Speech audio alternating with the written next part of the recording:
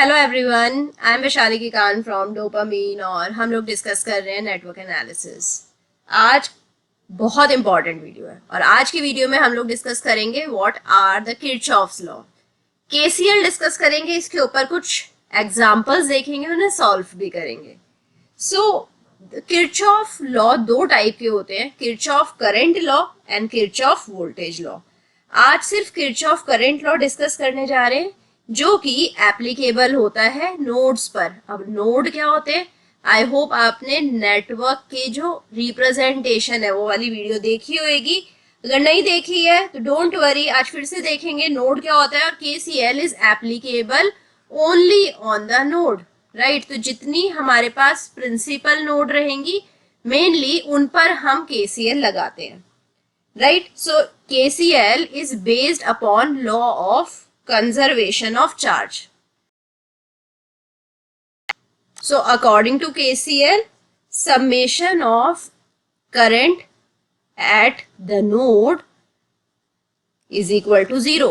तो कोई भी नोड ले लेंगे, प्रिंसिपल नोड है, सिंपल नोड है, प्रिंसिपल नोड, सिंपल नोड अगर आप भूल गए हैं फिर से देखेंगे with the help of example. तो कोई भी नोड है उसके ऊपर जितने भी करंट्स है उनका समेशन 0 होगा। अब हम जानते हैं करंट को हम तीन टाइप में रिप्रेजेंट कर सकते हैं।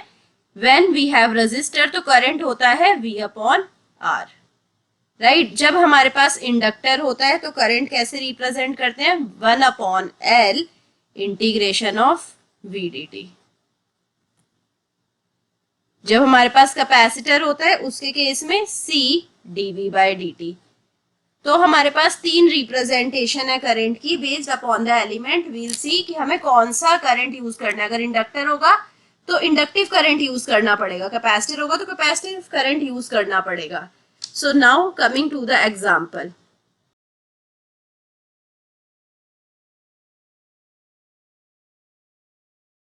सो now look at this graph. इस ग्राफ में बहुत सारे एलिमेंट्स कनेक्टेड है। जैसे यहाँ पर करंट सोर्स कनेक्टेड है, रेजिस्टर, इंडक्टर, कैपेसिटर कनेक्टेड है।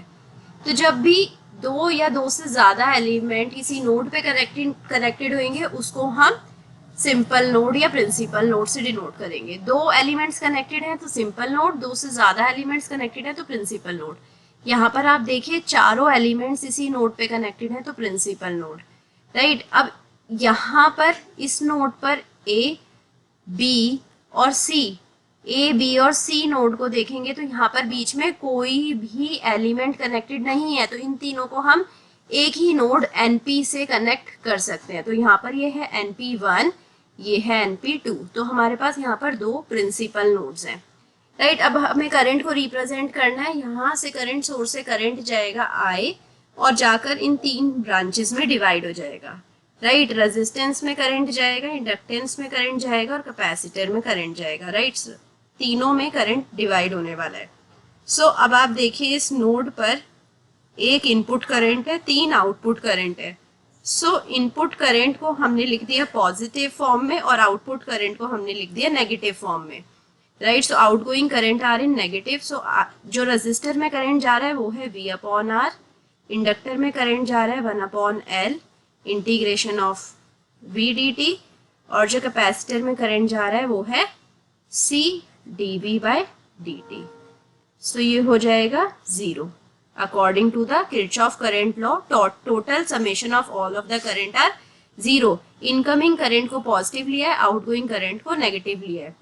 इसको रीअरेंज करेंगे तो आया जाएगा V upon R plus 1 upon L integration of V dt plus C dV by dt।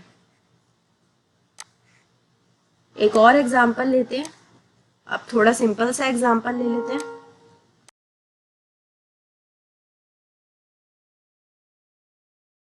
So now मैंने एक 741 ओपैम लिया है और यहाँ पर कुछ करंट्स हैं इनपुट साइड में। जो करंट है इनपुट साइड में वो है 3 मिली एम्पेयर, 2 मिली एम्पेयर और 1 मिली एम्पेयर, राइट। जो आउटपुट साइड में करंट है वो है 1 मिली एम्पेयर और 6 मिली एम्पेयर। यहाँ पर एक और आउटपुट करंट है जो कि है हमारा IO, राइट। सो अब हमें आईओ को फाइंड आउट करना है। सो केसीएल लगाते हैं, summation of all of the current is 0, right. Input current को हम पॉजिटिव लेंगे, so 3 milli ampere plus 2 milli ampere plus 1 milli ampere. जो भी आउटगोइंग करंट है उन्हें नेगेटिव लेंगे, minus 1 milli ampere minus 6 milli ampere minus IO is equal to 0, right. So ये तो कैंसिल हो गया। आईओ किसके इक्वल आएगा, 5 milli ampere minus 6 milli ampere.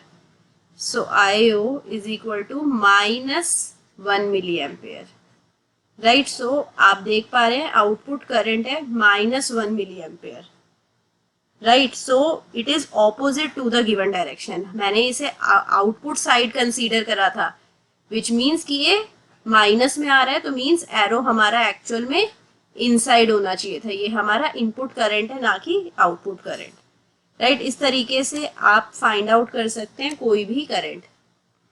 So next case लेते हैं।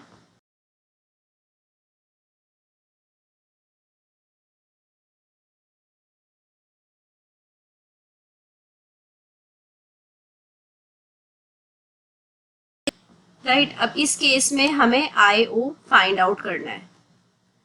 सो इस केस में हम क्या करेंगे, क्योंकि बहुत ही कॉम्प्लेक्स सा स्ट्रक्चर है, हम इस पूरे स्ट्रक्चर को, क्योंकि ये क्लोज लूप स्ट्रक्चर है, राइट, इस पूरे स्ट्रक्चर को हम नोड कंसीडर कर लेंगे।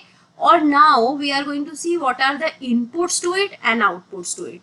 क्योंकि इसके अंदर तो एक क्लोज लूप रहेगा, तो इसमें तो कांस्टेंट करंट ही रहेगा, राइट, इसमें करंट चेंज नहीं होने वाला है। सो अब इसको अगर हम एक नोड कंसीडर कर लें, तो हमारे all of the input current will be equal to output current, और I can say summation of I is equal to 0। So input current कौन से हैं, 3 एम्पेयर, ये इधर 3 एम्पेयर इनपुट है, 2 एम्पेयर आउटपुट है, तो माइनस 2 एम्पेयर, राइट। तो यहाँ पर हमारा आई नॉट इनपुट है, सो इनपुट को हम प्लस में लिखेंगे, 10 को प्लस में लिखेंगे, 4 को माइनस में लिखेंगे।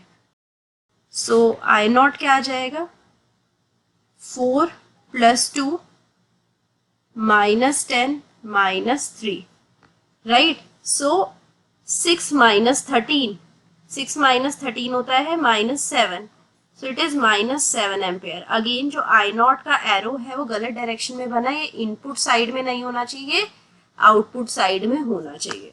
सो this is how you can use KCL to solve numerous questions, right. Node पे लगा सकते हैं, किसी भी सर्किट पे लगा सकते हैं, राइट, किसी पूरे एलिमेंट पे भी लगा सकते हैं। आपने देखा पूरे एलिमेंट हमने ओपैम्प पे लगाया, फर्स्ट केस में हमने KCL को एक नोड पे लगाया था, राइट, इस NP1 पे लगाया था। सेकंड केस में हमने KCL को ओपैम्प पे लगाया, और थर्ड केस में हमने एक सर्किट में लगा दिया, राइट। सो इस तरीके से with the help of op amp you can make your difficult problems into simpler once.